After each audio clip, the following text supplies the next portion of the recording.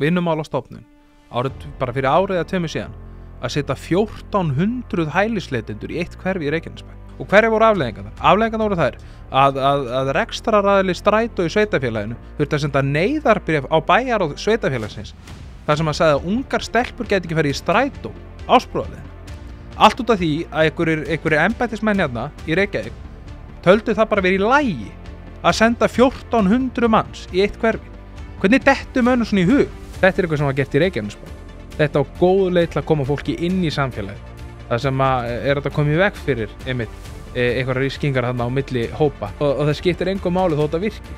Því að endanum virðist ekki vera markmið að hjálpa börnunum sem í leita vernd eða aðlaga þau á samfélaginu. Hermann Ökkur Gunnarsson, stjörnublaðamaður á Morgunblaðinu. Nei, ég hlustar hausinn. Það segir sér ekki stjörnublaðamaður. Nei, ekki ennþá sko. Nei, mér finnst það. Já, takk. Þú náttúrulega svo ungur, það hefur einhver komið til tals að hvað þú ert ungur í raun, sko. Gömul sál? Ekki gömul sál. Það ekki? Jó, við gefum út svona alltaf á ársatíð Morgunblaðsins, þá gefum við út eitthvað sem kölluð törupósturinn, sem er svona grínblað fyrir vinnustæðin, sko. Þá var sagt einmitt svona gamall maður fastur í líka með yngri manns. Það er svona, það var svolítið svona. Það er þetta synd að mæta hérna og skulur ekki verið í bláa vesti eins og ég, við eigum náttúrulega að vera klæddir alveg eins, er það ekki reglan eða? Ég hugsaði það sko áður en við byrjuðum hérna, ég glemdi náttúrulega að fara í vesti. Já. Ég lofum því, ég klikka ekki eftir á þessu. Hérna, sko, ég vildi fá þig út af því að mér finnst gaman að tala við þig og það er svona ýmislegt að gera, eða gerast segi ég, sem að þú lætur þig varða og þarft náttúrulega að láta þig varða út af þú var borgað fyrir að láta þig varða. Hérna, hvað finnst þið vera að gerast í dag? Hvað er svona það sem að mest fangar huga þinn? Ef að hafa spurningan aðeins opnari kannski. Hvað er að gerast í dag, Hermann? Já, alls konar. Byrjum á Trump. Já, Bandaríkin, við ætlum augljóslega bara að sjá hvað er að gerast þetta vinslit í Washington að ríkasti maður heims og valdamesti maður heims að takast á. Augljóslega menn með mikið ego og smá vanstiltir ef maður á að vera hinskilinn, sko. Mér fannst sko kannski að versta við þetta er að sjá náttúrulega bara það að Elon Musk náttúrulega gagnrýnir þetta efnahagsfrumvarp Trumps og repúblikana sem að miklu leyti rétt á sér. Ég meina Bandaríkjamenn, demókratar og repúblikanar eða geta samast eitt þá er það að eyða peningum. Það er bara skuldasöfnun Bandaríkjanna er alveg hræðileg og virðist alltaf halda áfram samanhvort séu repúblikanar eða demókratar. Hann gagnrýnir þetta sem er eðlilegt. Hann er búinn að vera þarna með Doge-hópinn og svona. Hann er ekkert skrítið að hann skulle setja athugasemd við það þegar á að auka skuldsetningun einhverja $1 trilljari í viðbót. Og þá er svolítið mikið áhyggjandi að sjá Donald Trump koma og hótaði að byrja að rifta einhverju samningum við fyrirtæki á hans vegum. Og ég held að við getum öll verið sammála um það. Við viljum auðvitað ekki verið þannig í samfélagi að ríkisvaldið fara að rifta samningum við fólk út af einhverju skoðunum skuldasöfnum Bandaríkjanna.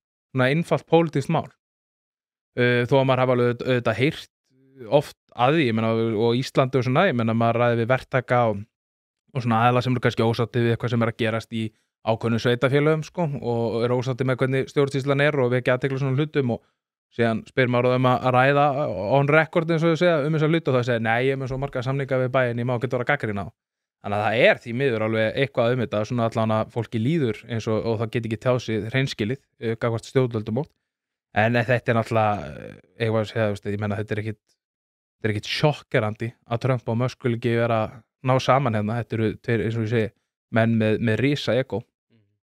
Ég þú talar við. Við viljum ekki búið í þannig samfélag, þú talar með eins og kana. Þú ert náttúrulega alveg kanni. Nei, ég er að segja að þú svona almennt, ég held að við bara í vestræna heiminum. Já, við viljum ekki búa í þannig samfélag að stjórnvöld fara einhvern veginn að rifta samningu við fyrirtæki út ósammála eigandanum eitthvað eins og skuldasöfnun, bara eitthvað pólitísk mál. Já, ég nefnilega sko, ég er sammálaður hérna og það ég sagði nú fyrir einhverju að hérna það væru svo margar hreyfanlegar breytur sem að var eiga sér stað á sama tíma að samfélagið á milli 2025 til 2030 verður umtalsvert, hvað ég var að segja, atburðaríkara heldur en tímabilið 2020 til 2025 þrátt fyrir COVID, sko.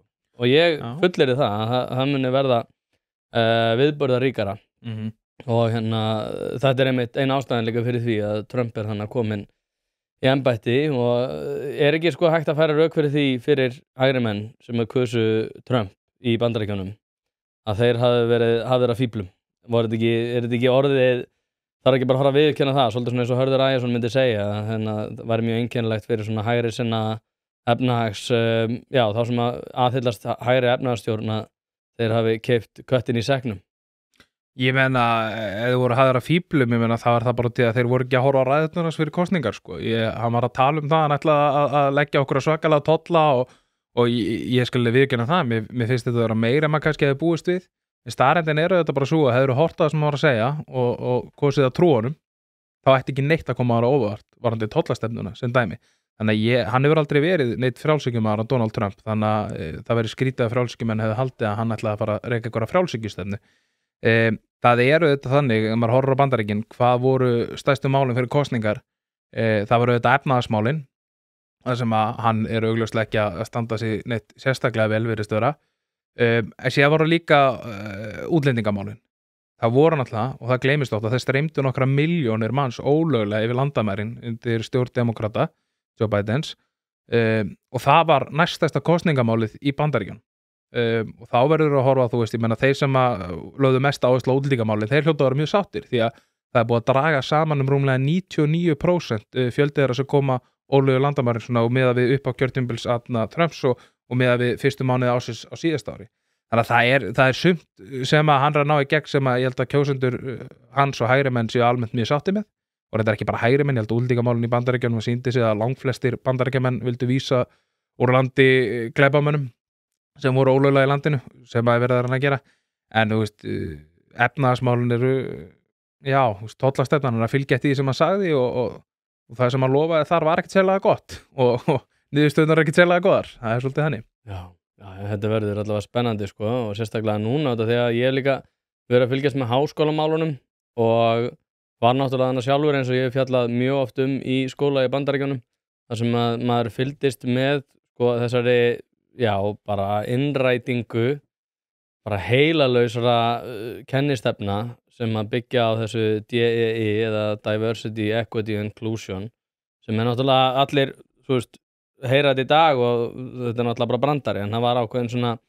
stalinísk meðvirkni gagnvart þessu, þar sem að jafnvel hér á Íslandi þá vorum við að kenna þetta og við erum að kenna enn það í dag, sem að væri svo sem allt í lagi, ég var nú að ræða við félagið minn á þetta hefði verið allt í lagi ef að þessar sko kennistefnur hefði bara verið inn í sínum echo chamber, en það var gerð svo krafa einhvern veginn að þetta myndi koma til með að hafa áhrif á aðrar deildir háskólans og þar varstu komin með til með þess að queer math eða samkynhneigð eða hinsegin starffræði. Taktu þess að þetta í hérna, ég menna þetta eru í Bandaríkjunum þá náttúrulega færi ríkistrið lán hérna til að fara í háskóla, sem er líka hluta til ástæðan fyrir því að háskólanum í Bandaríkjunum eru svona fáránlega dýrt, en horfðu líka bara hérna á Íslandi á ríkisrekin háskóla og svona, auðvitað væri ekkert að þessum fögum, það væri ekkert verið að kenna þetta ef að þeir tekur banki eða enga eða lána mannesku til að fara í þetta nám. Það er engin verðmæti í samfélaginu sem þú ert að fara að skapa í kjölfarið, þannig að ég held að svona það mætti alveg svona skoða þetta, hvernig ríkið hefur haft áhrif og svona auðvelt aðgengi að háskóla hefur haft áhrif á það hvað er í boði, og ég meina að þú veist, og ekki það, kannski það bara góður hlutur að þú getur lært hinsegin starffræði í Bandaríkjunum eða eitthvað þannig, en ég held að þetta væri ekki staðan ef að þyrfti einhver engaðilega að bjóða þessi lán. Hlaðvarpið er í samstarfi við stöndu og mikilvæg fyrirtæki og eitt af því er Polsen. Polsen.is til þess að skera hvað eina, hvort sem þú þarft að fara í bílrúðu skipti eða einfallega bílrúðu viðgerð, þá ferðu inn á Polsen.is. Ef það er stjarna í framrúðinni þá bara bókaru tíma á heimasíðunni, ferð með hann og hann er tilbúinn samdægurs. Ekki vera með stjörnu í bílrúðinni, Polsen.is, láttu græða rúðuna strax í dag. Nei, ég er nefnilega líka, og það er annað í þessu náttúrulega sem er að sko það var svo fyrirsjánanlegt að þetta myndi koma til það að falla. Alveg eins og ég segi, þetta var ákveðin svona stalinísk meðvirkni þar sem að jafnvel prófessora þurftu einhvern veginn að kinka kolli gagnvart bara einhverri fjarstæðakendri dellu sem hafði ekkert með akademísk vinnubrögð að gera. Það var nokkuð augljóst að þetta myndi falla.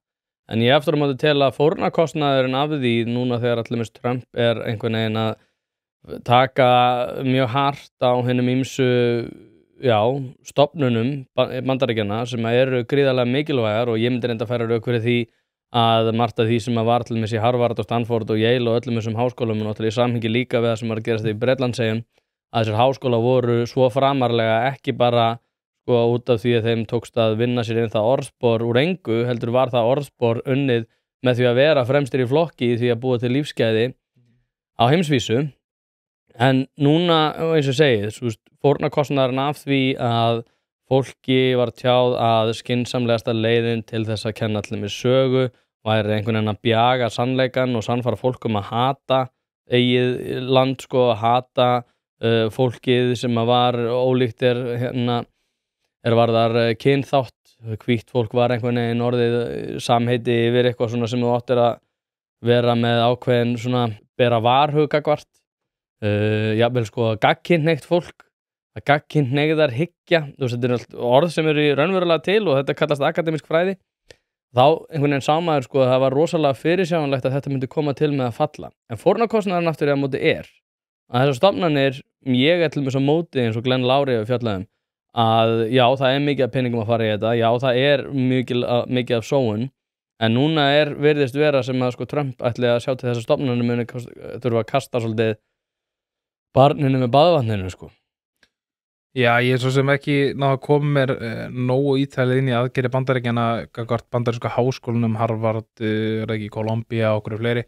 Mér finnst svona í fljótu bræði, þá finnst mér mjög skrítið að sjá þetta þarna, að ég að banna alþjóðlegu nemendum að koma í nám. Ég sé ekki alveg af hverju það ætti að þurfa. Ég get alveg séð það, ég meina Bandaríkjur, ég meina sko það sem við séð þetta í Columbia sérstaklega, náttúrulega það að það var náttúrulega bara leyft ótrúlegustu mótmælum að grassera, bara yfirtök á skólabyggingum og það var verið að ógna gyðingum, bara nemendur á leiðinni tíma, þeir voru bara hrættir, þeir voru gyðingar því að það var bara verið að ógna þeim og það voru að mótmála fyrir framan Hamilton bygginguna. Já, síðan líka bara einmitt bara svona verið að vinna með eitthvað slagorð sem að augljóslega í að þjóðernisreinsun Ísraels, bara gyðinga í Miðausturlöndum og ég svona þetta fekk alltaf grassera þarna, þetta var skandal sem alltaf olli því á endanum að skólameistarinn var rekin, eða rektorinn var rekin út af því að þetta var svo hræðilegt ástand. En ég skil alveg Bandaríkjastjórn að ætla að fara að svona hugsa, við þurfum auðvitað að hugað öryggi gyðinga í námi.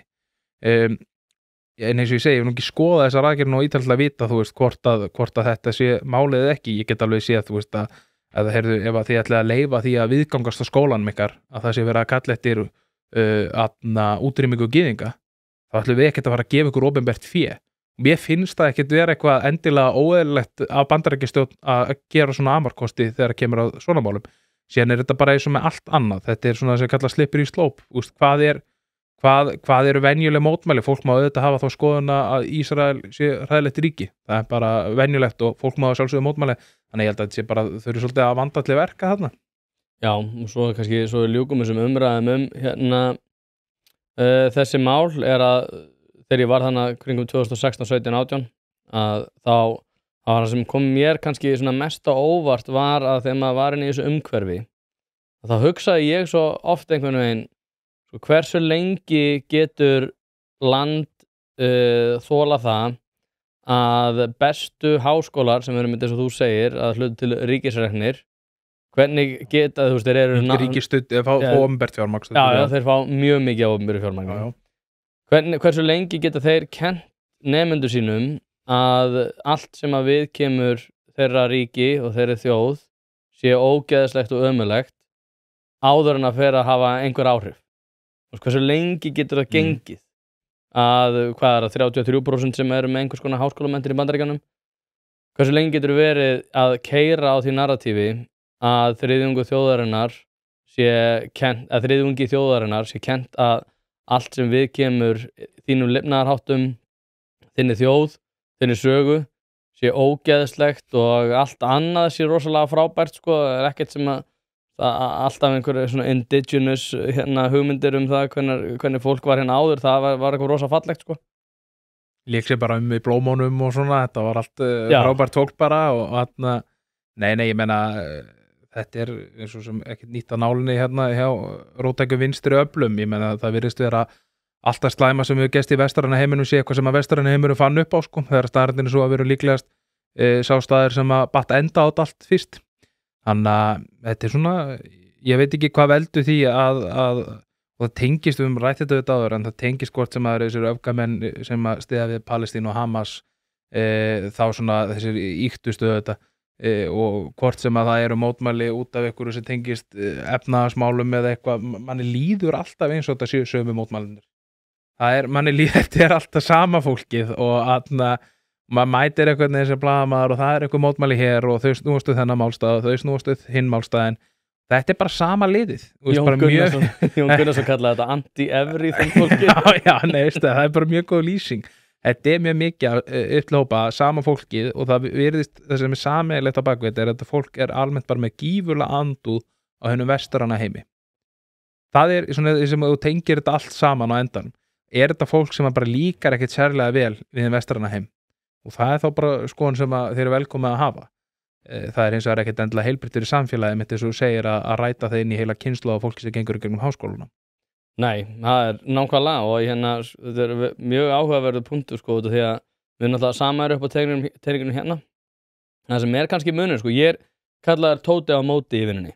Því ég einhvern veginn alltaf á móti öllu og alltaf að pirra mig á einhverju sem mér finnst algjörlega galið og svo eftirspurn eftir því þegar ég blaður það.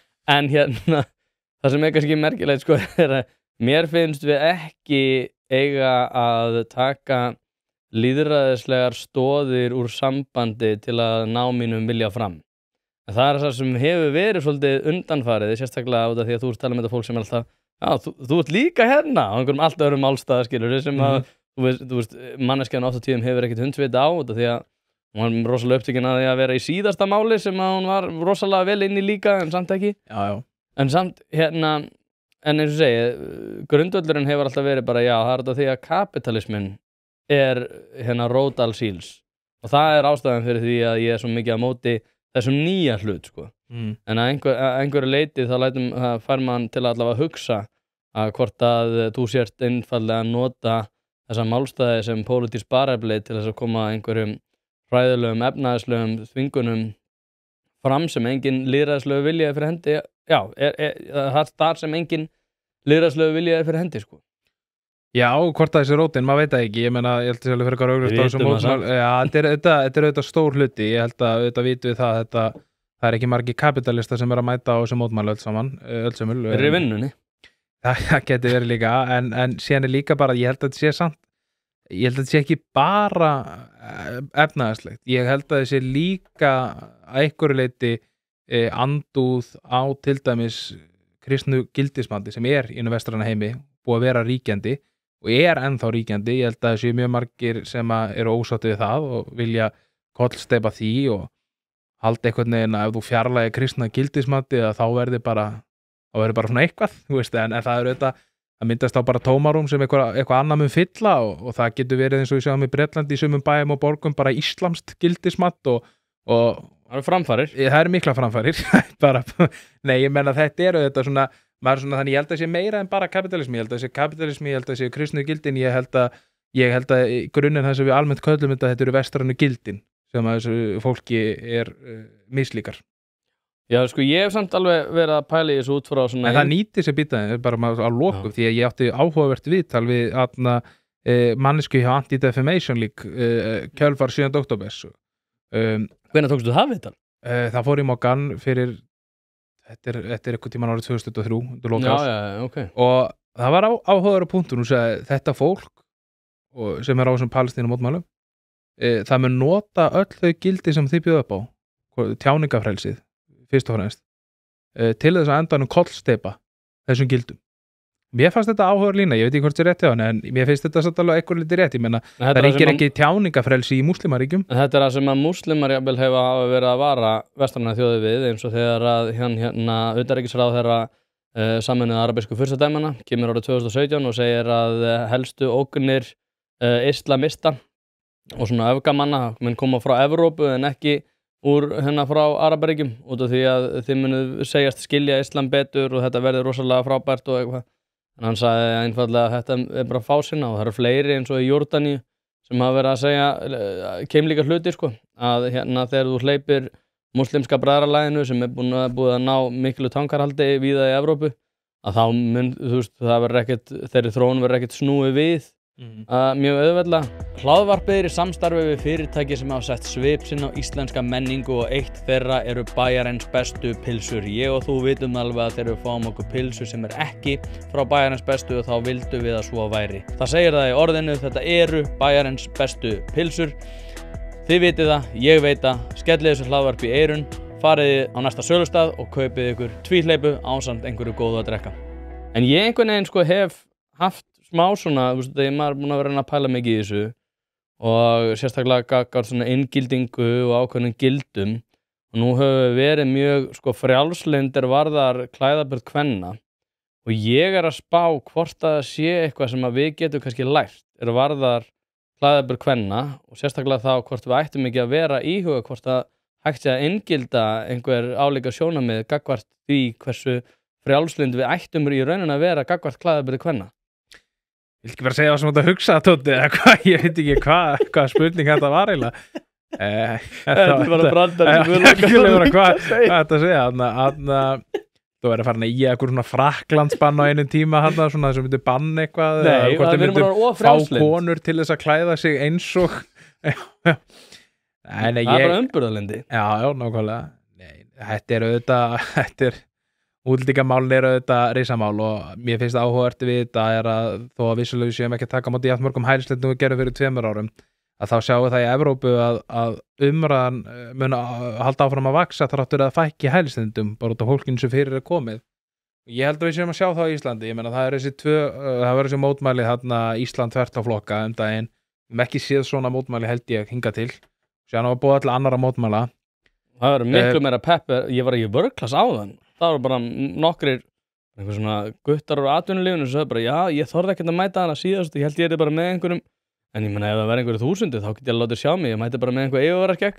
Já, ég almennt þetta er kannski furðulegt prinsip, ég almennt mæti það eiginlega skiptir ekki máli hvað það er, ég mæti ekki á mótmæli, mér finnst þetta, þú veist, fólk getur gert þetta eða vill og þetta myndi ég gera ef það væri eitthvað svona áhört mál og mér þætti skipuleggjendur mótmælin að vera heilstættir en staðreyndin er náttúrulega bara sú, ég meina horfðu á ræðumenn á þessu mótmælum, ég meina ég er ekki að gera lítið úr þessu, það er eðlilegt að fólk hafi mætt þarna en það er útlendingamál risamál, en ég meina þú ert með Möggu Frikk sem ræðumann, þetta eru þetta, ég ætla ekki að, já, hún er áhugaverður karakter kollegiðinn, blaðamaður. Já, ég skulle kalla hana blaðamann en nei, ég meina þetta er staðreyndin er samt svo, ég meina maður heyrir það alveg þegar þetta fólk tekið til máls og það nota tækifæri til þess að tala globalista og eitthvað alheims samsæri það er komin innflytjendum.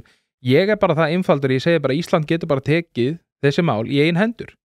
Það hefur hingað til skort þor, vilja og framsýni í íslensku stjórnmálamönnum þegar kemur útlendingamálum. Við höfum samþykkt löggjöf sem að olli því að opnaðist, það var ekki út af einhverju samsæri, einhverjum globalistum, það var bara út af getuleysi íslenskra þingmanna. Við höfum sem betur fyrr byrjað að herða tökin, það var ekki að skipun neinna globalista, það var bara gert þegar að þjóðfélagstíðarandinn breyttist í málunum útlendinga og vonandi mun það bara halda áfram, vonandi mun Kristrún Frostadóttir sjá, ég meina þetta er sem að mann finnst svo leiðilt allar þessar samsæriskenningar er að það sem á endanum gerist, ef þú ert með ömulega talsmenn fyrir einhverju málstað þá held ég að sért að rýra trúveruleika málstaðsins. Og ég held að það sé alveg líka sem fólk ætti að hafa í huga sem að vill raunverulega ná fram breytingum í útlendingamálum á Íslandi. Og því að þér er ekki sama hvernig samfélagið þetta er, þér er ekki sama hvernig samfélag barnanna hennar verður. En þá verður líka að huga því hverjir að reyna að minnstakosti, og þetta er bara pólitík, að reyna að minnstakosti að færa sem bestu rök fyrir þínu sjónarmið. Og ég held að Magga Frikk sé ekki öflugasti talsmaður hertrar útlendingastefnu á Íslandi. Þannig að maður svona, ég allan get ekki séð fyrir mér að mæta á mótmæla þessum að þetta eru ræðumennir. Nei, ég fór og fyrst og skoðaði Palestínu mótmælin og svo fór ég og skoðaði þessi mótmæli. Þetta var margt til áhugavert, það var alls konar fólk mætt. Furðu fuglar sem mættu líka á móti þarna og bordersliði Það voru mínu menn. Það voru þínu menn, það var kostulegt að sjá það. Antifa, ég vissi ekki að það var á Íslandi. Það var eitthvað gæði bara með Antifa fána þarna. Já, er þetta ekki eitthvað, þú veist... Þetta er allt fólk í tilvistakreppu. Það er held ég bara svolítið staðan. Það þarf að henda á sig alls konar miðum og svona til þess að að finna, líður svo sér partur af ykkur heild sko. Það var alveg smá they them stemming hana sko. já, nei, en líka bara fornöfn í bæjó sko. já, en líka bara að vera í einhverjum Antifa galla, þú veist, ég veist ekki Antifa að vera með eitthvað stort samfélag hérna á Íslandi Þeir eru það ekki held ég sko. Nei, þrjáræður kannski. Já, nei, þetta, ég eins og segi, mér finnst alltaf áhugavert að fylgjast með svona. Ég er sann sammála, ég mæti ekki, þú veist, og að mótmæla. Ég bara hef, það er ástæðan, sömu ástæðum líka og ég fer ekki að stimpla með ákveðnum flokki, því að ég held bara að það að vera með skýra sýn verði ekki auðveldara eftir því sem þú eða svona, já, aðlagar þig að einhverjum ákveðnum gildum einhvers flokks. En sko, við tölum allt og mikið útlendingamál þegar við mætum hérna, við þurfum að fara að ræða eitthvað annað. Þú spurðir í upphafi þáttar, hvað eru stórumálin? Ég er náttúrulega Suðurnesjamaður og við þurfum bara að Reykjanesbæ. Það er komið tíma að setja Reykjanesbæ á kortið sko. Ég til en bara, út af því ég renda líka við Líf Magnúsdóttir, ég veit ekki hvað það er, en fólk ræðir alltaf útlendingamál hjá mér og núna komst þú fyrst með útlendingamálin, settir í samhengi við Trump. Líf gerði þetta líka og ég hugsaði þegar ég var með Líf seinast, þá hugsaði ég bara já, ég ætla að reyna að vera ekki með útlendingamál, hún bara og herru, hvað með útlendingana? Er það satt gott fyrir þig að þú ert svona gæinn sem allir vilja ræða útlendingamál við? Þannig að safe space og tóta ræða sterkar skoðanir í útlendingamálum. Sko, ég ætla samt að segja að maður er náttúrulega að taka eftir þessu miklu meira í einhvern veginn öllum hlaðvörpum og allstaðar. Sko, og þá líka spyr maður sig sko, er eitthvað stærra mál í Evrópu? Er eitthvað mál sem hefur að hafa áhrif meira á stjórnmálumræðu heldur en þetta? Nei, ábyggilega ekki mörg, kannski stríðið þetta í Úkraínu. Mette Frederiksen segir samt sem áður að þetta sé stærra vandamál heldur en til framtíðar, já. Nei, ég menna að þetta er augljóslega bara risamál og það er nauðsynlegt að ræða þetta og það er nauðsynlegt að gera skynsamlega og það veist, maður velti bara fyrir sig, ég menna, þú veist, auðvitað væri, held ég, ákjósanlegast að búa í samfélagi þar sem að þetta væri mitt ekki hitamál og ég menna, þú getur alveg hort á þjóðs það sem þetta er ekki lengur eitthvað hitamál, það er Danmörk. Veist, það en samt sem áður risamál í Danmörku. Já, en þetta er ekki flokkspólitískt mál. Þetta er ekki flokkspólitískt mál lengur. Veist, það er bara menn ákveður bara að taka sér saman. Við ætlum bara að leysa þetta og stefna þeirra er bara í raun og veru að taka ekki á móti hælisleitendum. Men það er ein leið til þess að leysa þetta. Og maður svona velti fyrir sér eins og Íslandi, ég menna, kannski er bara málið hér á Íslandi að setja einhverja reglu eins og Bandaríkjamenn gerðu núna. Bara, heyrðu, ef þú ætlar að sækja hæli þá getur þú gert það á netinu eða gegnum sendiráðin, þú getur ekki bara flogið inn til landsins, komið inn fyrir landamærin og sótt hæli. Þannig myndir þú leysa ábygglega 90% af hælisumsóknum. Og það sem Ísland geti gert á móti, eins og Kristófer Frosta kom inn á bara einmitt í þætti hjá þér á sínum tíma þegar hún ræddi breytta stefnu samfélkingar í útlendingamálum, að Ísland gætu þetta bara, heyrðu, við erum komið umsóknir, við ætlum að fara yfir þetta og við ætlum að taka á móti 50 mann sem raunverulega er í neyð. Það er líka bara mjög skilvirk og einföld leið til þess að taka á móti fólki sem raunverulega er í vanda. Því það er alveg fólk sem er að flýja hræðilegar aðstæður og Ísland getur alveg gert eitthvað til að hjálpa þið. En við tókum fyrir 10-15 árum voru kannski að taka á móti 50-100 manns í mestarleið. Nú erum við að taka á móti þrátt fyrir gigantíska fækkun, hvað erum við að taka á 100 á mánuði. Jafnt mikið vorum að gera á ári fyrir einhver rúm áratug síðan. Þannig að við getum alveg, ég held að við ættum að skoða, ég held að þetta veri til dæmis mun skilvirkari leið til þess að hjálpa fólki sem raunverulega er í neyð, en á sama tíma komum við ekki fyrir svona gífurlegt álag, ekki bara á innvið og ekki bara fjárhagslega, heldur bara á samfélagið. Já, og pólitísku umræðu. Ég meina, mér finnst þetta að vera eins og ég sagði, þú veist, Hallgrímur Helgason kemur hérna í byrjun nóvember og loka október og segir hérna að það sé engin útlendingamandi. Síðan þá hefur bara þessi... Hvað ertu hræddu við? Já, hvað er þið hræddu við? Ég var náttúrulega að segja... Besta línar, ég veit. Ég var náttúrulega að segja þannig síðasta þætti, sko, að það er einhvern veginn enginn sem að núna bíður eftir því að sjá hvað panelið í Gísla Martini hafa að segja samfélagsmál. Þetta verður áhugavert, hvernig panelið í Gísla Martini, leikarar og tónlistamenn munu ná að kryfja þetta mál til mergjar. Og maður einhvern veginn, já, örugglega. Ég veit ekki, en þetta er á skrifnum stað, sko. Og eins og segið, þetta þvert að flokka, þetta allt tótt. Það skrifast náttúrulega bara á vókið. Það skrifast á ákveðna bara meðvirkni gagvart ótrúlegu óumbörðalindi sem var málað upp sem umburðarlyndi hérna núna síðastlegana 2 áratugi svona í upphafi en aðalega síðastlegan áratug þar sem við höfum verið bara óstjórnlega meðvirk gagnvart sko ógeðfelldu umburðarlyndi í garð mismunandi sjónarmiða en núna einhvern veginn að hérna, þetta braggast en kemur með slíku offorsi að eins og þú segir sko að þeir sem eru komnir í kyndlaberar hinum megin eru kannski ekki sérstaklega mikið fólk sem að við viljum vera að fá til að móta framtíðarstefnu. En förum í stórumálin, leikskólamál á Suðurnesjum. Ég gaman að fara í þetta, ég skrifaði fréttum þetta daginn og þetta alveg sko að þið fyndið að við ræðum alltaf leikskólamál og hvað mesti vandinn? Já, augljóslega hann í Reykjavík. Og ég ætla hann ekki að gera lítið úr leikskólavandanum í Reykjavík. En þar eru börn niður í 18 mánaða að fá leikskólaplás. Ég held að fyrir ári síðan þá meðalaldur leikskólabarna verið 22 mánaða. Og síðan skoðum að stöðin í Reykjanesbæ, hvernig hún búin að vera? Já, þú veist, fyrir 4 árum þá var elsti meðalaldur barna sem hófi leikskóladvöl í Reykjanesbæ og það vakti enga athygli og maður skoða bara að sendi fyrirspurn aftur á bæinn núna daginn. Hver staðan núna í dag? Fyrsta lagi þeir ekki með tölum meðalaldur sem alveg mjög áhugavert börn sem að byrja leikskóladvöl núna í haust. Það önnur sveitarfélög eru með þessa tölu á hreinu. En svarið 20 til 29 mánaða. Þetta svolítið breytt bíl hérna, 20 til 29 mánaða, ég hluta að þetta gerir þetta nákvæmara en það. Og svarið sem sagt að börn að komast inn á leikskóla, flest börn í Reykjanesbæ, 24 til 29 mánaða. Þetta mikið eldra heldur en í öðru sveitarfélögum.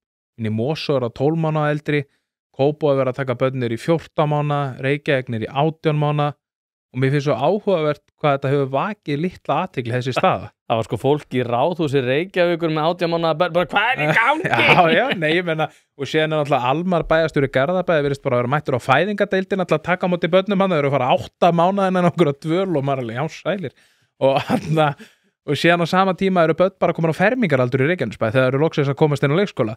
Og það bara talar enginn þetta og manni finnst þetta svo áhugavert og mér finnst þetta vera trend kannski í fleiri hlutum og maður auðvitað reynir að breyta sér Reykjanesbæ og ég ekki að tala neikvæð maður reynir auðvitað að fjalla bara allt sem áhugavert. Fekk nú þetta einu sinni gagnrýni frá einum bæjarfulltrúa ég myndi skjóta á svona 75% fréttunum sem ég skrifaði Reykjanesbæ sem byrjaði sem blaðamaður séu mjög jákvæðar og það bara getur verið þá okkur ný uppbygging hérna eða ný heilsugæsla eða eitthvað svona en ég auðvitað bara blaðamaður þannig ég fjalla það góða og það slæma. Það gagnrýni frá einhverju bæjarfulltrúi meirihlutanum einmitt yfir því sko ég væri ekki að skrifa nú mikið jákvæðum fréttum sveitarfélagið. Ég segi nú bara, ef þið vantar fleiri jákvæðar fréttir, fáðu bara upplýsingafulltrúa. Mitt hlutverk þetta ekki bara að vera að skrifa jákvæð og alltaf góða, bara hér blóm öllum ökrum og þú veist, það verður þetta fjallin hlutina og mér fannst með Reykjanesbæ að mér finnst alveg fleiri fjölmiðlar mega svolítið horfa á þetta sveitarfélag. Þetta 4. stærsta sveitarfélag landsins en manni líður stundum ekki þannig. Manni líður ekki það öllum drullu saman Suðurnesjum sko. Ekki mér ekki þér að sjálfsögðu mér það ekki heldur nei, ég menna þetta frábært sveitarfélag og það ótrúlega mikið í gangi þarna og það ótrúlega skrítið hvað það lítil athygli sem veitt að þessu ég menna setja í samburð við bara Árborg eða Akureyri eða eitthvað þannig mun mér að fjalla þessi sveitarfélag við erum inni heldur Reykjanesbæ þetta stærsta sveitarfélag á landsbyggðinni. Já, það eins og ég segi sko, það öllum drullu sama sko, það ótrúlega mikið ég menna þú veist þetta alveg þú veist alveg að það töluvert minni athygli á Suðurnesin út af því að náttúrulega þetta ekki fólkið sem að býr í Hlíðunum eða Vesturbænum eða í Fossvogi þetta fólk sem hefur minna aðgengi að embættismönnum og stjórnvöldum þetta bara Suðurnesin einhvern veginn svona okkar ímyndi með Ásbrú alltaf skilur hvað sem á sér stað í útlendingamálum sem vorum að ræða á stjórnvöldum fannst bara í lagi Vinnumálastofnun bara fyrir árið eða 2 síðan að setja 1400 hælisleitendur í eitt hverfi í Reykjanesbæ tóku bara á leigu heilu blokkirnar til þess að setja þetta í samfélagið og hverjar voru afleiðingarnar? Afleiðingarnar voru þær að rekstraraðili Strætó í sveitafélaginu þurfti að senda neyðarbréf á bæjaráð sveitafélagsins þar sem að sagði að ungar stelpur geti ekki farið í Strætó ásprúðarleiðina allt út af því að einhverjir embættismenn hérna í Reykjavík töldu það bara verið í lagi að senda 1400 manns í eitt hverfi hvernig dettur mönnum svona í hug? Og sen fólk grenjandi hérna þegar á að setja ykkur 300 hælislendur í ykkur blokk í Vesturbænum eða ykkur byggingu. Þetta alveg ótrúlegt. En fólki fannst þetta bara í lagi. Og ég man maður tók viðtal einhvern tíma við Guðmund þáverandi félags- og vinnumarkaðsráðherra. Hvernig stendur á því að sem verið að setja nánast alla hælislendunar í eitt hverfi? Já, það svo mikið að húsnæði lausu þarna. Já. Skiptir semst bara engu máli hvernig áhrif þetta hefur á samfélagið. Bara engu. Það bara aukaðatri? Þú sér það núna bara í nýju svari hérna frá Vinnumálastofnun við fyrirspurn Vilhjálms Árnasonar, ritari Sjálfstæðisflokksins, að helmingurinn á úrræðum Vinnumálastofnunar, sem eru nota bene bara ótrúlega mikið á hótelum og gistiheimilum, helmingurinn af þeim í Reykjanesbæ. Það eru helmingi fleiri hælislendur í úrræðum á við Vinnumálastofnunar í Reykjanesbæ heldur en í Reykjavík.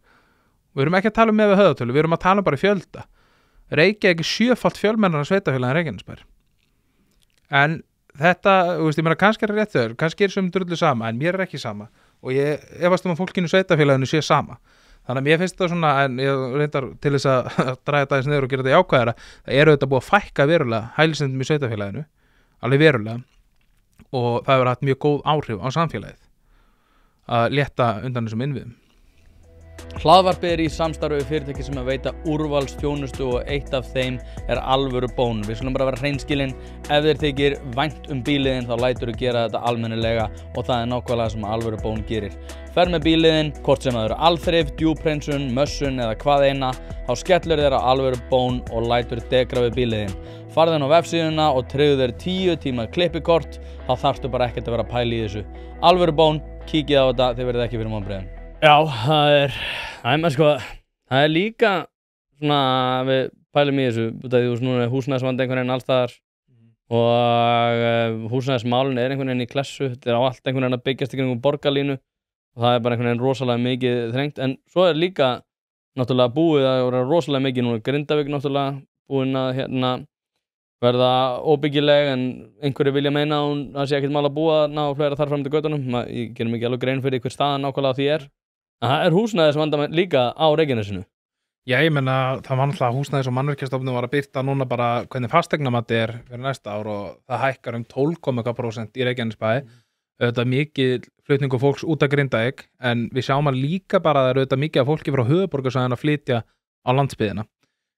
Og það nú kannski sem að halda áfram með Reykjanesbæ sem hefur vakið athygli á undanförnu, en náttúrulega bara einhver reykvísk húsnæðisáætlun það sem er áætlað að til 2033 að 96,5% af öllu íbúðarhúsnæði að vera blokkaríbúður í Reykjanesbæ.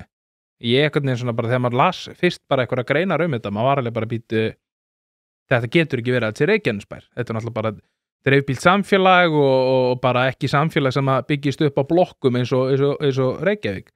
Og maður svona bara, ok, hvernig stendur á þessu? Og ég menna það virðist vera meirihluti, samfylkinga meirihlutin í sveitarfélaginu að við áhuga að gera þetta bara eins og Reykjavík og það bara gott og vel. En síðan horfum maður á Suðurlandið, á Árborg og Ölfus og svona.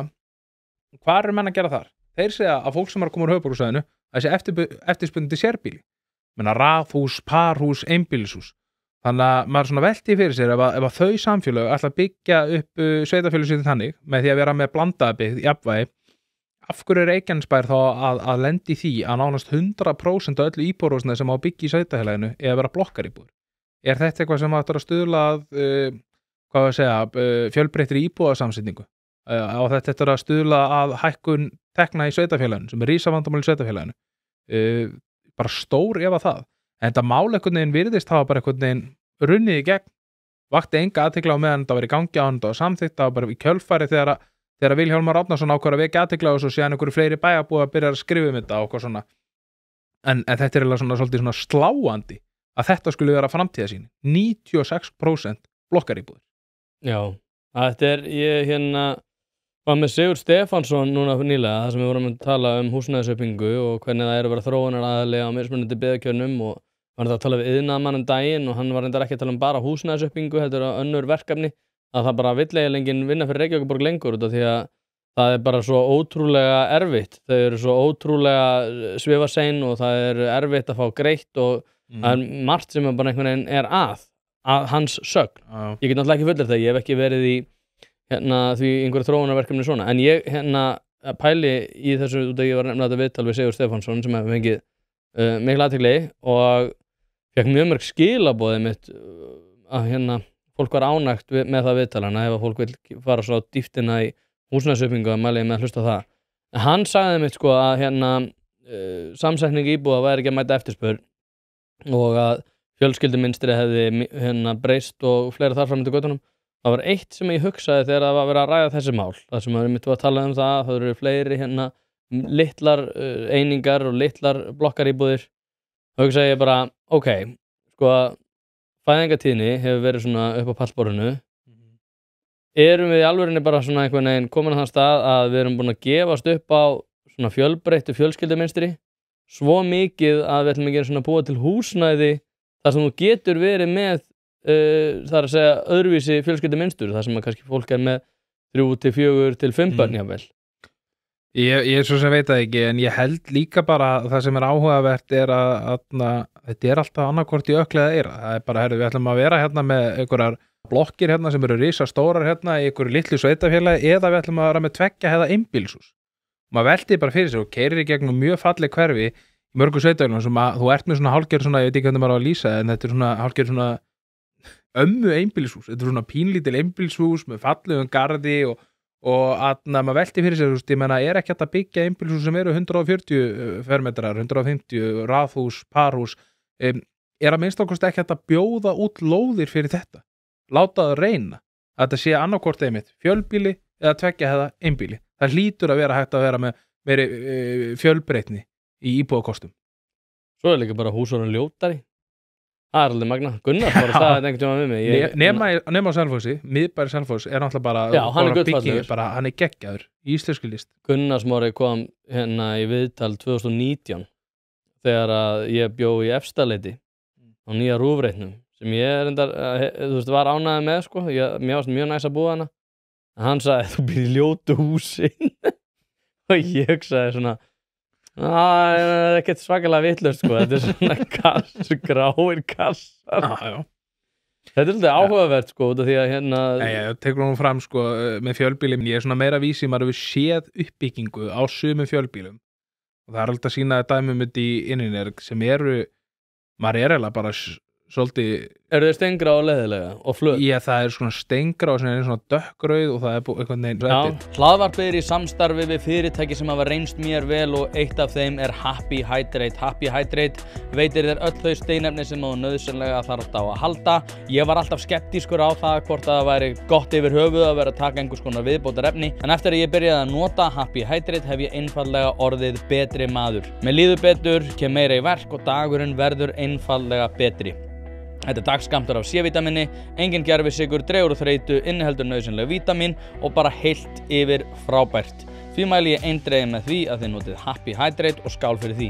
Þetta er galin uppsetning. En svo er líka sko eitt í þessu er að sko ef við hugsum eftirspurn þeirra sem fluttið til Keflavíkur, ég meina það er einn svona angi af þessu að fallegustu hús á landinu voru eiginlega öll í Grindavík. Sem er alveg sérstaklega leiðilegt að hugsa til að það voru ótrúlega mikið af ótrúlega flottum eignum í Grindavík þar sem að núna eru fáir eða miklu færri framtíðin óljós. Bara mjög óljós og maður svona vonast til þess að fólk geti flutt þarna aftur á endanum. Ég vona að mér skilst það hefur verið íbúðafundur á dögunum þar sem að eitthvað frá Veðurstofunni sagði, menn að þeir svona vonast til þess að eftir næsta atburð að þá verði ekki atburður jafnvel mögulega einhver áratugi. Grindavík er náttúrulega bara mjög öflugt samfélag og sama tíma mjög gaman að fá Grindvíkinga í Reykjanesbæ. Þetta er fólk sem tekur þátt í samfélaginu og maður kann alltaf að meta það. Mér finnst þetta hefur alltaf fundist sko, því ég hef alltaf átt ættingja suður með sjó og vinir enda líka sem að hafa búið hana, sumir flutt í Reykjavík, sumir ennþá hana. En ég veit alveg sko, ég man að þegar ég mætti útskrift hjá félagi minnum, þá voru við kringum 20, hann var að klára BS, 25 ára eitthvað leis. Og þá spurði ég strákana sem voru vinnur hans, sem voru úr Keflavík. og og þeir voru eitthvað að tala bara það enginn sem að veitur okkur athygli og ég var að spyrja með, þú veist, hvernig eru málin varðar, spurði þá út í útlendingamálin og ég spurði út í innviðamálin og ég spurði út í, og þeir bara, þetta svo miklu verra heldur en að þið eruð að fá að heyra, sko. Það einhvern veginn og mér finnst ennþá vera sama stemmingin gagnvart Suðurnesjum, að þetta svona, jú, það var eitthvað pepp í kringum Grindavík, sko, og Varnagarðar og Bláa lónið og Þórkatla og alltaf dótskilur, þetta náði rosalega athygli, en svona viðhorf gagnvart þessu fólki þannig. Ég held að auðvitað hluta til það líka ábyrgð þeirra sem í bæjarstjórn að reyna að vekja athygli á sveitarfélaginu. Man nefnir ótt að Vignisson sem dæmi, hann tekur hann við Þorlákshöfn og allt í einu hamingjan í Ölfusi, nokkrum manni dottið þetta í hug fyrir nokkrum árum. Þannig að mér finnst það líka skipta máli hvernig fólk talar þeir sem eru í forystuðu sveitarfélagi, hvernig þeir tala sveitarfélagi, hvernig þeir gera athygli á sveitarfélagi, en það auðvitað líka góða hluti sem gerast sem að önnur sveitarfélög gætu horta á sem fyrirmynd og maður nefnir sér dæmi Háaleitiskóli sem grunnskólinn upp á Ásbrú og þar með töluð ótrúlega mörg tungumál og þeir tóku ótrúlega mörgum hælstundum að börn í leita alþjóðlegri vernd og Unnar Stefán, skólameistarinn þar, tók viðtal fyrir nokkrum mánuðum og mér fannst alveg ótrúlega að heyra bara því að þeir ákveðu bara að vera með móttökudeild, tók þetta upp árið 2023 og aðlaga krakkana að íslensku menntakerfi þannig. Komaði maður inn í íslenskuna og hvernig kerfið og síðan svona hægt og bítandi þið eru með samnefndum íþróttum og þið eru með þessu og síðan komið þeim inn í bara skólakerfið og þetta búið að svínvirka og að þetta eitthvað sem var gert í Reykjanesbæ. Þetta á góð leið til að koma fólki inn í samfélagið.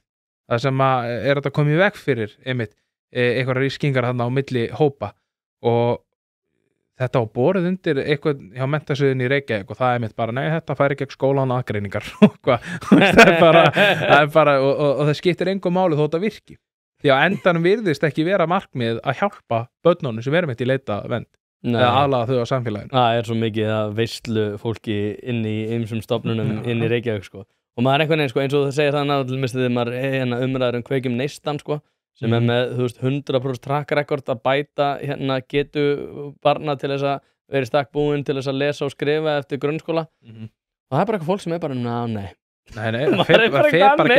þetta fer bara gegn einhverju hugmyndafræði. Þú veist, fólk bara komið með einhverju hugmyndafræði, svo skólan aðgreining, þetta bara hugmyndafræði og það skiptir engu máli þótt að þú getur sýnt fram á það eitthvað annað virka betur.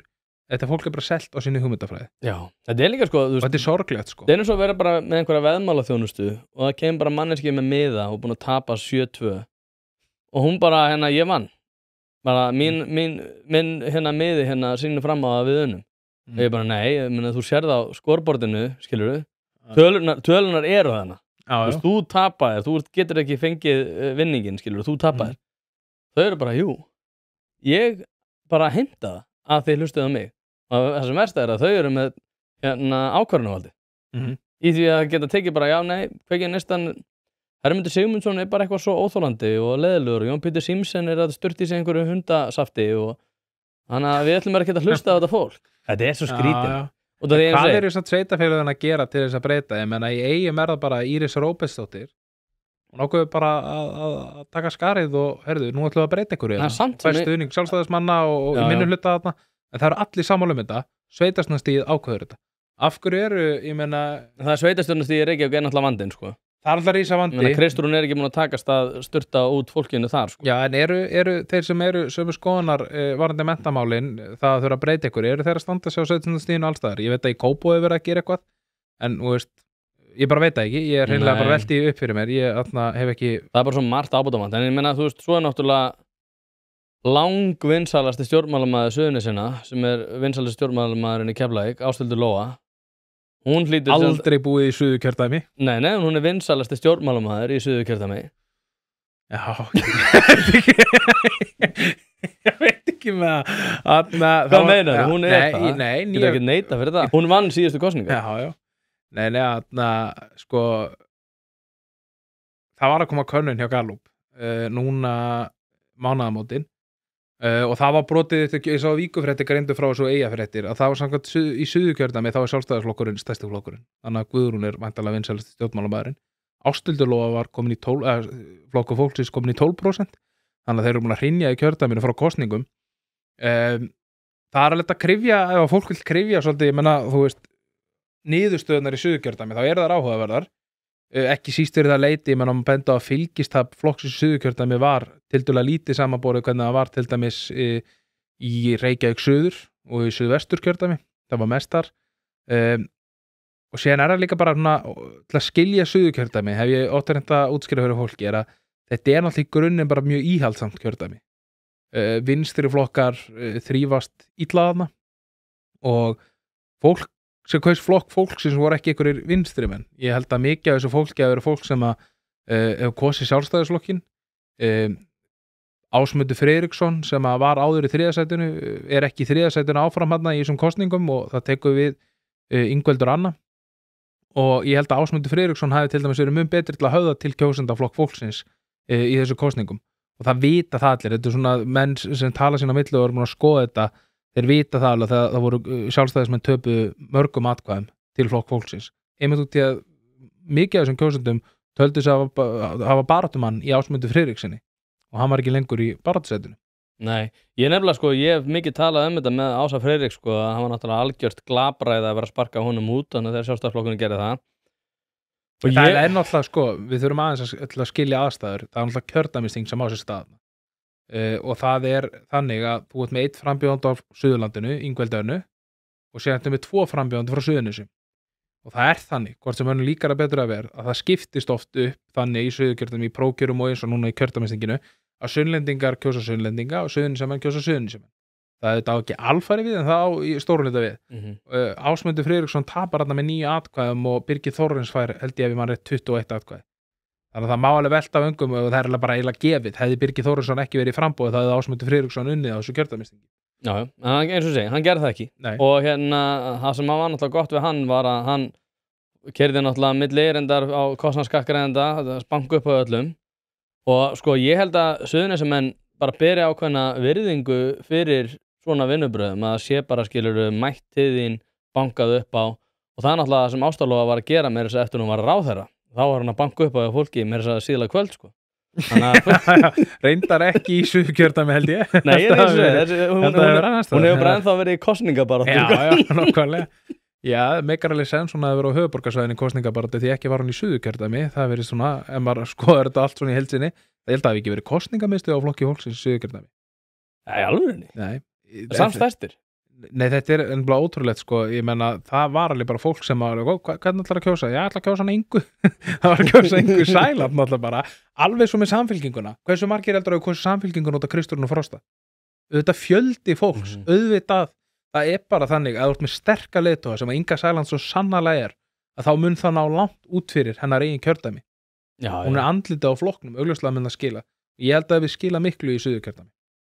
Já, en svo erum við náttúrulega sko með borgarstjóra í Reykjavík líka, sko, þetta er náttúrulega ekki, já, þetta er náttúrulega einhver leiti rétt hjá þau, sko, bara eins og með þegar Einar Þorsteinsson náði að grípa það fylgi sem að var í rauninni aflað með, er ekki bara best að kjósa Framsókn í hérna alþingiskosningunum undan, hann var náttúrulega að fylgja þeirri bylgju svolítið eftir og þar hann endi unnið hann segur. Þetta er einmitt umræðan alltaf Reykjavík og versus landsbyggðina, sko.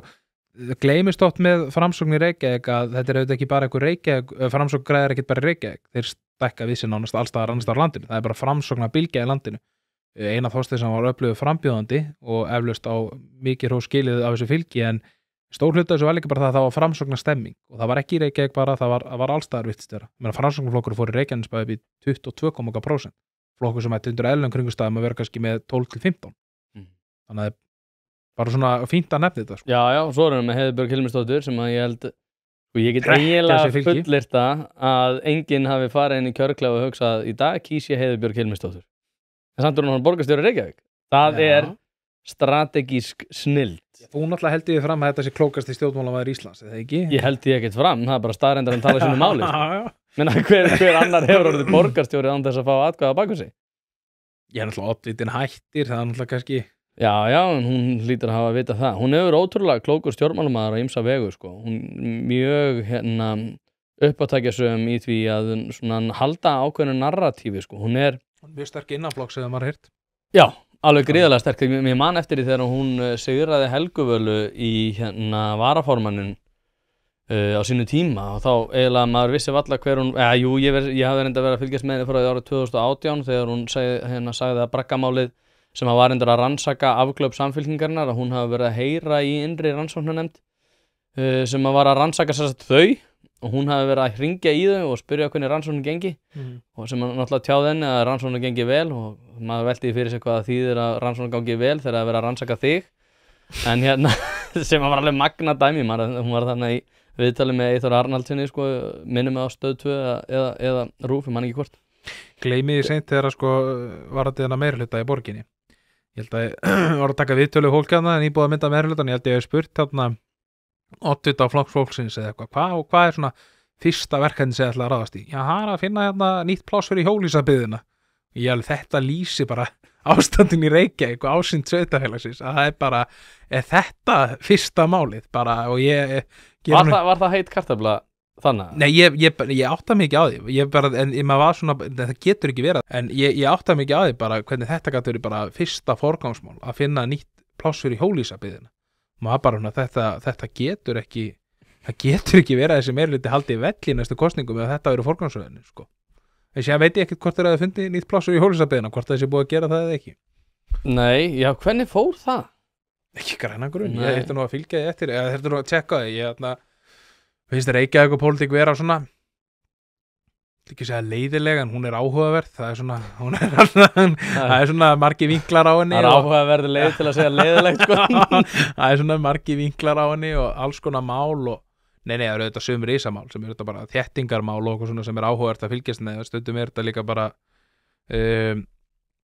þetta náttúrulega bara svolítið mikil glundur og ég man eftir þegar að meirihluti sprakk og þetta liða mætt bara í silfrið og maður var bara, hvað er í gangi það var eitthvað, er þetta oddvitarnir og maður skiptir ekki máli hvaða flokkur það var sko, þetta var allt eitthvað mjög óþægilegt sko og ég fekk ábygglega svona 5 símtöl allir bara fólk að við reyndar ekki úr Reykjavík ég bara, sáuðu silfrið í gær? Ég eitthvað, nei, ég var nú að teka á þessu það voru allir bara slegnir yfir þessu Já, þetta var hálf gali sko. Þú veist, þetta fólk er nánast á þingfarakaupi sko. Þetta er vel að gigg að vera borgarfulltrúi í Reykjavík Hefur við ekki bara skell okkur? Jó, ef maður gera það Hvað heitir þannig að viðreisunar betri leið? Í Reykjanesbæ, Beinleið Við fyrum beina leið með beini leið Já, sjálfsög Ég held reyndar að, ég veit ekki, við sjáum til hvað gerist en ég held að gæti verið að leggja niður beina leið fyrir næstu kosningar og bjóða fram undir merkjum viðreisnar Já, það er stemming með viðreisn Ég sko, hérna eins og þú segir með þessar þéttingastefnu sko, það er náttúrulega bara lífskjaramál og það sem er og hefur farið allt og lítið í umræðum sko er að þéttingastefnan eins og hún er að sko borin fram í dag þá er það sko ekki bara það að sé verið að nýta ákveðin svæðis til uppbyggingar sem hægt að auðveldlega tengja við við innviði sem að fyrir hendi eru heldur er þetta sko líka að það er núna þetta er orðið það nálagt fólki og það rótgrónum svæðum og að það ótrúlega óhentugum svæðum í rauninni að það er verið að fara fram á það að Reykvíkingar á mjög stórum svæðum eigi að búa á byggingasvæði til bara lengri tíma síðasti áfangi borgarlínu er árið 2036 og það er enginn að fara að segja með það að þetta sé að fara að með við húsnæðiskortin í dag að það sé verið að fara að leysa húsnæðisvanda þá fyrir þann tíma þannig ég velti fyrir mér, er bara verið að fara fram á það að við munum koma til með að búa á einhverju byggingasvæði næstu 11 árin þú veist, þetta er galið það var hérna verið hérna núna það sem við erum að taka upp núna það var verið að byggja hérna nálægt og sko þegar það verið að brjóta berg ég held að fólk getur ekki ímynda sér hversu ótrúlega mikill hávaði myndast og við erum að tala um klukkutímum saman og það er bara verið að fara fram á það bara í rótgrónarsvæðum og eins og við sjá núna í Grafavogi sko sem er algjörlega stjörnugali bara suck it up við hérna verðum með frábærar Þú veist þetta félagslega blokk í bakkarinn það er eitthvað, já ok Ég er bara búið henni í 30 ár bara í tilbúnu hverfi, þetta er hverfi sem er fullbyggt sko. Já, og það er bara, nei, við ætlum hérna að sæmja hérna við eitthvað félagslegt leigu hérna, óhagnaðri leigufélag sem ætlar að vera með 40 íbúa blokk í bakkarinnum Já, og til hvers? Svo að einhverjir geti tekið einhvern fáránlegan strætisvagn sem að miða við sko núverandi hækkun á strætófargjaldi mun kosta 3.250 krónur stakt fargjald Þetta frábært. Strætóreikin í sko skítatapi alltaf og svo þetta, nætustrætó og reyna að finna einhver úrræði svo að fólk muni koma til með að nýta þessi úrræði.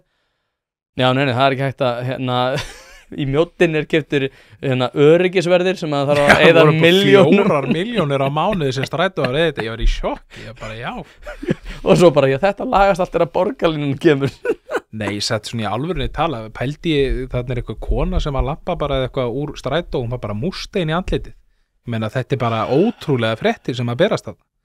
Maður eiginlega bara skilur ekki hvað í gangi, sko. Nei, það er eiginlega svolítið vel árið komið, sko. Það mjög margt í það. Ég veit ekki, mér finnst, sko, þú veist, ég mjög jákvæður gagnvart lífskjörum á Íslandi og því að búa á Íslandi, það maður er algjör lukkunar pamfíll að því leitinu til. En ég, einhvern veginn, mér finnst ótrúlega lítið verið til umræðu og ég er búin að nefna þetta núna í mörgum þáttum. Hversu lítið við íhugum hvernig við komumst á annan stað. Af hverju eru lífskjör góð á Íslandi? Og við hugum rosalega lítið af þessu. Við einhvern veginn gerum ráð fyrir því og við getum einhvern veginn verið bara að vera að fara auðveldari leiðir gagnvart í til þess bara að taka út stjórnarskrárvarin réttindi. Þau einhvern veginn svona hips haps. Óskráðar reglur að vara menningarleg gildi einhvern veginn sem við getum einhvern veginn vera að hliðra til út af því að við viljum rosalega vera í einhverju fjölmenningu og inngildingu. Þú átt að búa á byggingasvæði út af því að við teljum mér í trúum að þú að fara að vera að taka almenningssamgöngur þrátt fyrir það að sko enginn vilja það að þá þeir einhvern veginn að sko taka út akstursakreinar á fáránlega fjölförnum vegum út af því að einhver tíman þá muni þetta koma til með að lagast allt. Þannig að sko ég einhvern veginn, mér finnst ótrúlega margir svona stórir stöplar varðar það af hverju það gott að búa í Íslandi. Við tökum þeim af slíkri léttúð og við erum að sjá svo mikla vanhæfni varðar það að geta tekist á við þessi verkefni að maður einhvern veginn hugsar sko, þú veist, er mér að fara að takast að passa upp á það að lífskjör barnanna minna og barnanna þeirra verði jafn góð og lífskjör mín og foreldra minna. Ég allan að bjart sýna á þetta því að ég meina þú nefnir stórhluta þessu vandamál sem þú ert að nefna í Reykjavík og ég meina þá koma bara aðrir og taka í keflinu og bjóða upp á betri lífsgæði og það getur verið Kópavogur, það getur Selfossi frábært dæmi, þeir geta gert það, Garðabær, Hafnarfjörður og fleiri sveitafélög, þannig að það svona þægilega við það og það reyndar það sem að gera svo leiðilegt við eins og frumvarp núna það sem að á í raun og vera að þvinga sveitafélög til að hafa útsvarsprósentuna í botni ef þau vilja þiggja framlögur jöfnunarsjóði að við erum að draga úr samkeppni á milli sveitafélag og það besta sem við getum fengið að sveitafélögin fá sveigjanleika til þess að vera öðrísi en önnur sveitafélög því að þannig fáum við samkeppni einmitt fólk og fyrirtæki. Kottu til okkar við erum betri leikskóla, við erum betri grunnskóla, kottu með fyrirtæki hér bara fyrir í lóð og þú getur bara að byrja að starfa hér og hér eru læri skattar. Ég meina þú vilt að sveitafélögin hafi sveigjanleika til þess að vera í samkeppni og þá munu sveitafélög taka sveitafélög svo Reykjavík og fá íbúana, fá fyrirtækin og það náttúrulega bara það sem hefur verið að gerast náttúrulega.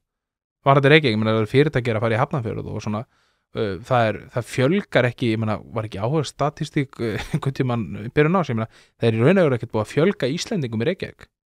Bara fjölgar, ég held að nokkra tugi, sko.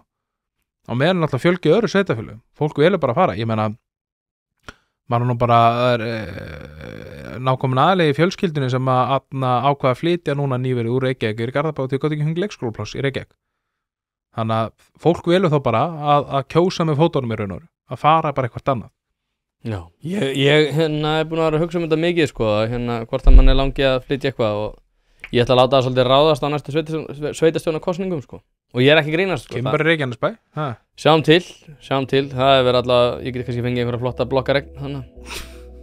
Það ekki? Já, hver veit, það eina sem ég get fengið. Kannski breytist eitthvað, búið að vera 12 ára á sama meirihluta, eða svona svipuðu meirihluta, kannski breytist eitthvað eftir kosningar eða kannski breyta flokkarnir sem í meirihlutunum, áherslur.